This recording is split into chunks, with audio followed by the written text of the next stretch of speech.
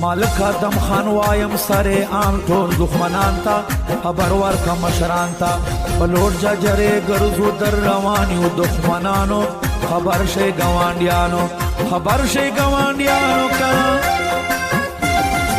دا ځل پرې سر ګرځوم